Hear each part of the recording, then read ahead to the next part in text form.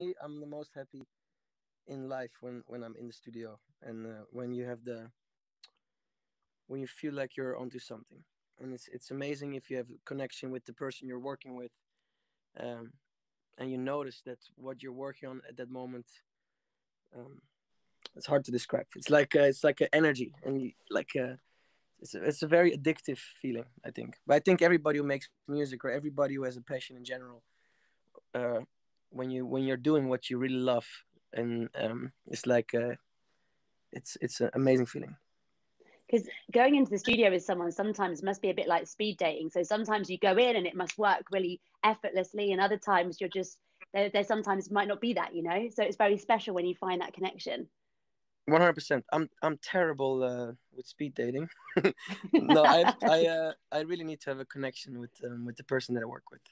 Like I cannot go in the studio one day and be like, "Oh, nice to meet you. Let's make something." I feel like the moment you're working on music together, it's such a cool, fun process, um, and you really open up in a way. And I always have a hard time doing that if I don't know the person that well. So So the I last like. few, Sorry, you go, you go I first. said I said I like getting to know the person better that I'm working with, and then go in the studio. How do you do that? Do you go out and have a meal or drinks or just chill together? We go night partying, drink, and then later we make music. Perfect. Now, obviously, the last few months, the last 6 months have been pretty crazy, not only in the world, but within the music industry. What type of thing have you been doing? Have you been making lots of music or have you just been chilling a little bit? Like, what sort of stuff have you been up to? I've been chilling a lot and making the craziest music I've made, I think, in my life. But it was nice for me. This was the first time, basically, since I started touring, um, that my body had time to relax. That my mind was not tour show. When's the next show? Like I had a time to breathe. So of course it was a big mind fuck in the beginning, especially because I've been touring since I was 15, 16. Um, but it also opened my eyes, like what is really important. And I love. I've never seen my parents so much in during a time span, because I was always traveling. This was the first year that I could actually attend all of my friends their birthdays. So it's shit, but it's also been. I've learned a lot about myself, about what I want. Do is touring so much healthy or unhealthy? But it's been a weird year, but for me also, and I think for a lot of people, an eye opening and learning year. And also, maybe when we go back into this further down the line, as musicians, we might tour differently or be more aware of looking after ourselves. Because I think it can be so easy for that to go out the window when you're having to jump on early morning flights or not eat as Yeah, healthily or, you know, like you say, be around for your family. And that is so important. yeah, 100%. No, it's but um, to round what I set up, I do miss touring a lot, and I cannot wait. Miss touring a lot, and I cannot wait till we or like till we go back to normal. Um, because I miss the adrenaline. I miss seeing the fans. I miss seeing them smile. I miss yeah. It's weird, but good. It will come back. I'm 100% sure. It's just it's not a question. If it's a question, like I just hope it comes back soon. Like I hope we get to do summer 21. Could you imagine the first party back? I have goosebumps if I think about it. I think it's gonna be so wild. Um, and also we've been getting like requests for shows. Um, but I've been saying no because I don't want to do a show if not the entire world is out of lockdown. I don't want to do one country like every now and then a show in between. Like I'd much rather not do any shows, and then when the time is right, the first shows are going to be so fun. I think I my whole body and just gets filled with adrenaline and excitement even thinking about how the first shows will be. So it's something to look forward to. And what will be amazing is all that music you've been working on, you'll stand on stage and be able to watch it come alive, and it will mean all the hard Yeah, work's been worth it. I'm so excited. Or not. I don't know if they're gonna like it, but no. It's been great, and I've been experimenting a lot. Um, I told you about this other project I'm doing. It's with a friend of mine. He's a rapper. His name is Major, and it's called Area 21. And we basically made a whole album. Um, I can give one hint. Um, we're doing it in March, and cartoon. That's all I can say. Oh yes, amazing. But it will be it's all very instrument like I play a lot of the guitar, drums. It's the new stuff is not super electronic. It's like Gorillas meets Outcast meets a little bit of Daft Punk. Uh, it's all but it's very playful. It's I'm very excited for when we release it in March. So over this time, then you've obviously been chilling a bit more. You've obviously been in the studio. How have you been staying creative? Um, for me, how I stayed creative is I write everything now on guitar. Um, and I think just the whole time we're living in now is so weird, and it's hard to not be creative, or it's hard to not have um, emotions that you can turn into music, even if it's just chords or like certain sounds or like. And I've also, besides it, I have so much free time now, so like I've never had so much studio time. So it's nice. Do you ever have days where you don't feel like it? Knock on wood. Not really. I no, I love making music so much. I I was stressing that the live stream was not working, and I went to the studio. I was like, "Fuck this! I'm gonna make music." Yeah, let's sack this off. I've got some chords coming through. I need to just focus on that instead. So let's Yeah. talk a little bit about obviously this situation. You've already spoken about some of the positives that have come out of it, but what would you say have been some of the major positives for you after the world sort of slowing down and giving you space? For me, family is the most important thing in my life. So being able to spend more time with them was amazing. And my mom, she retired in March this year, so she also has a lot of free time now. So it's amazing. If I see them happy, I'm happy. Um, so that's been really nice. Um, but even like just hanging out with friends, um, breeding, like not like I'll wake up and I have not no schedule to live by. Like there's not this whole routing, or just there's not like this time lobby call, this time flight, this show interview, or now we have interview. But I love this. But it's very and I think for a lot of artists, you're so used to like constantly going, um, that it's nice to pause that for a second. Yeah, for sure. And you've worked so hard over the last few years. Let's talk a little bit about your label because obviously that's now been going for 5 years next Hmm. year. What was your initial vision when you first started Stamped? My initial vision was that I wanted to create a label which really cared. Like I didn't have a really good split with my previous label. I think that's all I can say. But I wanted to create a label that's focused on the artist, on on on music. That is and also to use my platform to boost new talent into the world. Artists that I'm a huge fan of myself, that I think should deserve way more attention. And I know I like the team. I don't want to take all the credit for the label because we have an amazing team on it to work day and night on running the label and listening to the demos, um, feedbacking the artists, also running the studios. Um, but no, like the idea behind STEM was just to create something for the artist and just do something that's like a big middle finger to how certain things were done in this crazy industry we're in.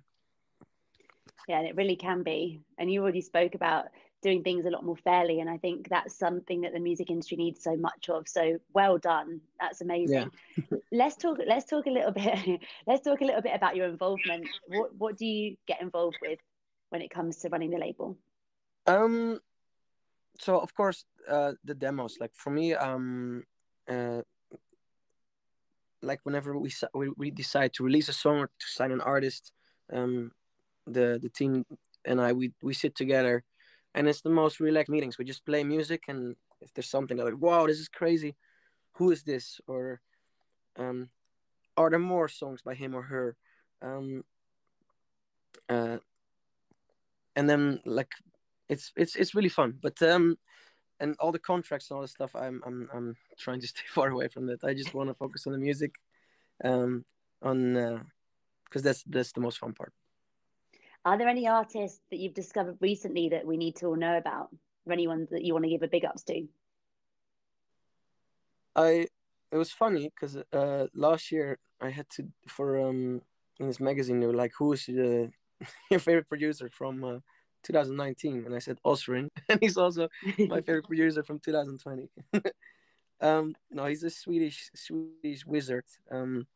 We worked on so many crazy songs together that have not even seen the light of day, but I know they will very soon. But the way he thinks, how fresh he makes sound is even his mix down. It's very inspiring.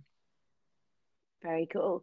So I hear as well that you've been working on Stamp Studios. They're now Yeah, finished. It's been a really long process. What was it like to completely renovate the space?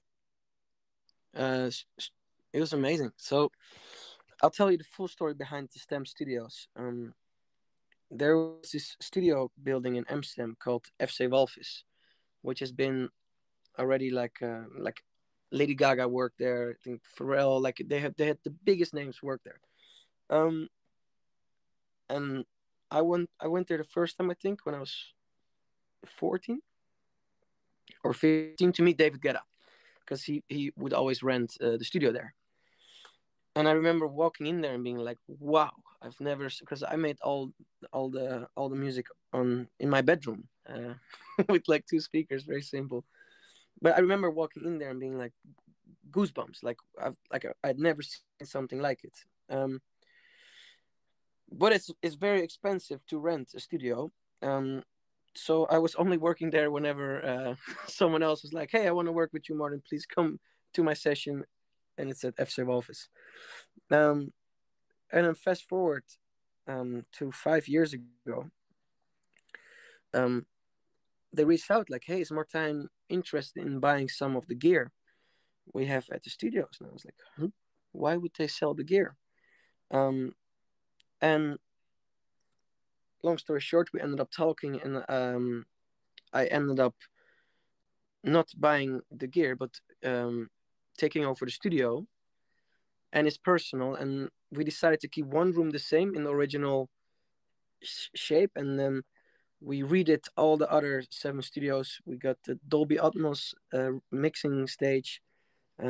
It's crazy, and the same people who did the interior in my house did the interior there. So it feels very warm.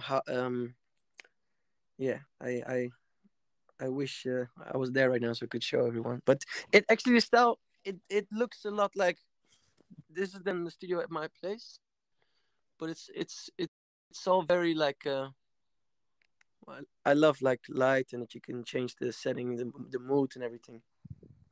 So yeah, that's Stan Studio. And that is the best story. So how does it feel then when you step back and you see the end result? It's crazy. It's very crazy. It's also because of the memories I have to that place. I remember going there being like, wow, uh, I have to work harder. And you've done Yeah. it. And you've done it. That must be an amazing feeling stepping in there and being like, yeah, I've completely turned this around.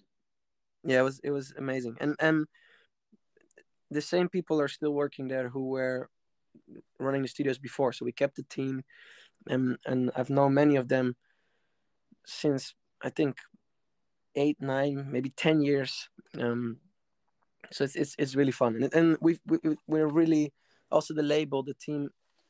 We're It's like one family. We're super tight. Um, yes, it was good. A lot of fun. So let's talk a little bit about ADE because obviously this year it's very different. We're being able to bring content to people all over the world instead of people coming to Amsterdam, but we all do miss being in Amsterdam. What have been some of your favorite moments over the last few years? Um, my favorite ADE moment. Um, it's hard to pick one moment because I have so many memories linked to ADE. But for me, one of my favorite moments was the first all ages show. So we do two shows in the Rye every year, and one show is 18 plus, and the other show is all ages. Um, but I remember the first year we did the all ages show, I could not believe what I was seeing. There were like 7, 8-year-old kids with plus X merch singing along every single word from some of the songs. And to me, like I've always associated electronic music with like festivals, 18 plus. Like I never, but then I realized, wow, it's so it's so big how music, like how it can move people. It doesn't matter what age you are.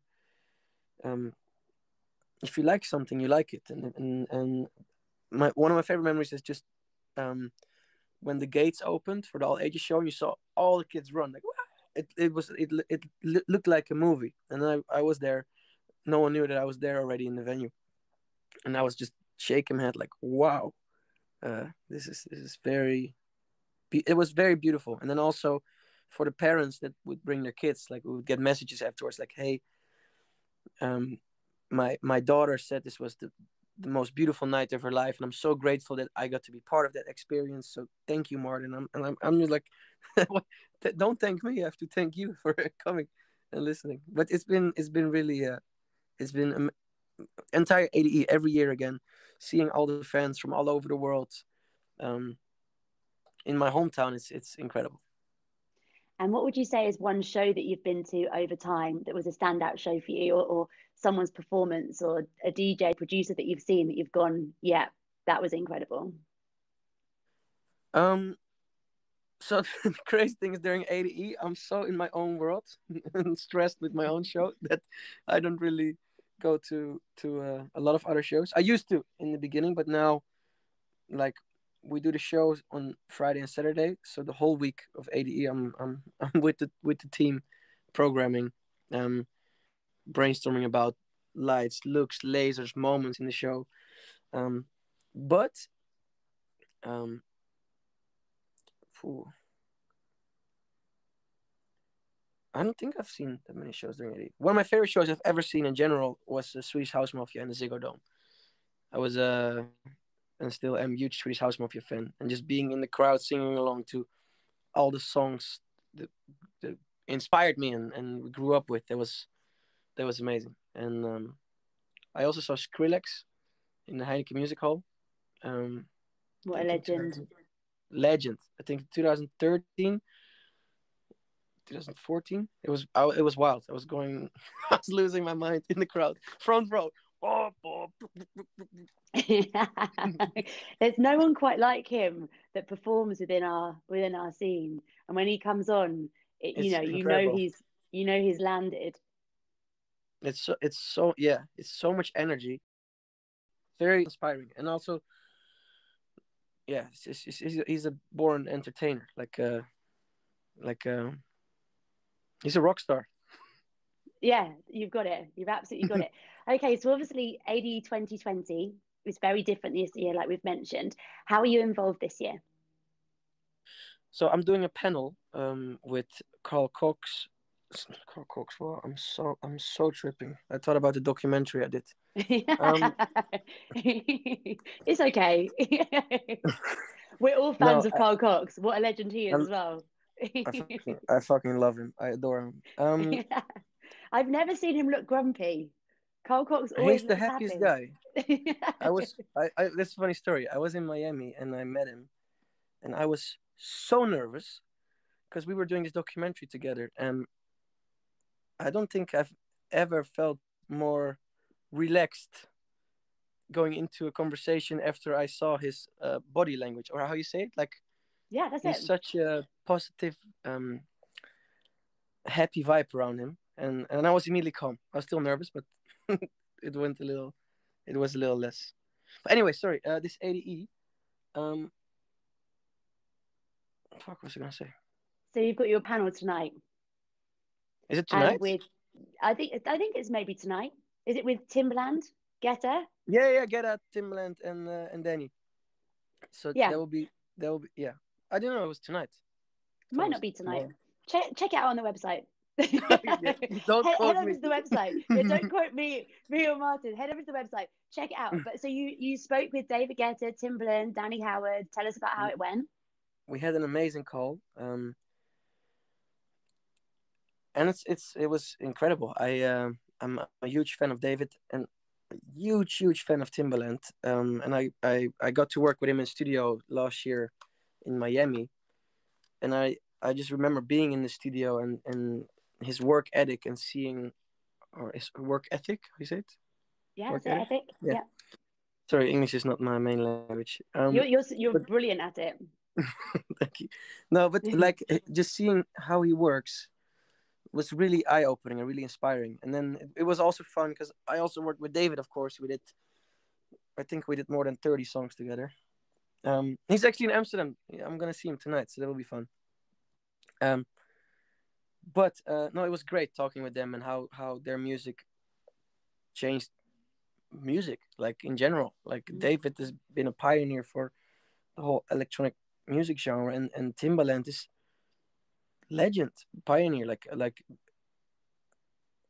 I remember hearing the songs he produced like 15 years ago, 10 years ago, and just like the groove, the sexiness. There was and still is no one like him. So it was an absolute honor to be part of that call. I felt like I had to be a little more quiet and let them do the talk. But it was great. I'm excited for everyone to see it. You've definitely owned your place on that call. Thank you for that. You have, you have. Now, look, we've had so many comments and chats and people wanting to say big shout outs. You've had so many people join us on this. I just want to say the biggest thank you. What does the next few months have in store? What are you up to? More studio time. No, I've so because with Area 21 we're working on the cartoon now. Um, but it takes a week to do 12 seconds of cartoon animation. Um, so every song that we're working on now will be released way later with the cartoon. But we for the animation company we have to already deliver all the songs. I'm working super hard on finishing those songs so they can get released next year in March. Um, and then what else? Yeah, just more studio time and also some windsurfing. I love windsurfing. Wicked. Well, look, keep doing what you do. Thank you so much for spending time with us today. And thanks for making your presence so important at AD every single year because you're just a diamond. Enjoy making music, enjoy your new studios as well. did Thank you so much. did you just put those glasses on? I don't know what happened. I don't know how It someone just did it. when we've I been talking, they've been occasionally popping up. It's been really amazing. Yeah. I didn't notice. That was so good. But yeah, make sure for everybody locked in. There's a hashtag on TikTok, which is hashtag AD moments. If you've been here, you've been involved, and you're thinking about all the stuff that's happened over the last few years, then hashtag that. And make sure you go onto the AD website, go and check out all the panels, the workshops, and fingers crossed, we're going to see you all next year. Can't wait to But see you. yeah, yeah, you too. Thank Amazing. you, Thank you. Thank you so everybody. much. Bye bye.